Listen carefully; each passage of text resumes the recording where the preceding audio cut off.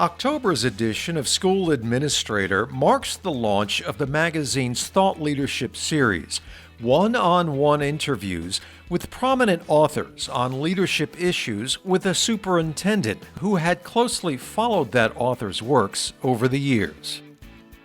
First up is Texas Superintendent Jill Seiler's interview with Daniel Pink, author of 6 books, including 4 New York Times bestsellers. Let's listen. I'm going to jump back to Drive, which is one of my favorite books.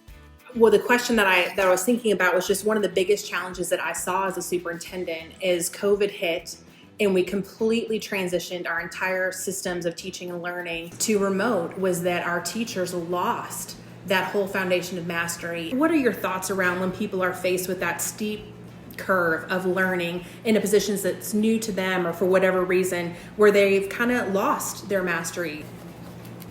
Yeah, it's a great question. I don't think there's a singular answer to it. I think that there are probably multiple ways to think about it. So one way to think about it is to, I guess, challenge the very premise of it. Like, have they really, truly lost their mastery? Or are they simply taking something they've mastered and doing it in a slightly different way? There's a deep structure of effective teaching that transcend the medium in which it's delivered.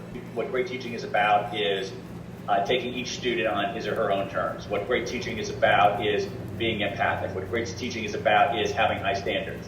And you can do those things remotely as well as in person. So that's one approach to it. Seiler's interview with Pink covered a wide range of topics, including the times of the day when students tend to be most and least effective. With the time of day, it's like there are big differences in performance. Our brain power doesn't remain constant over the course of the day.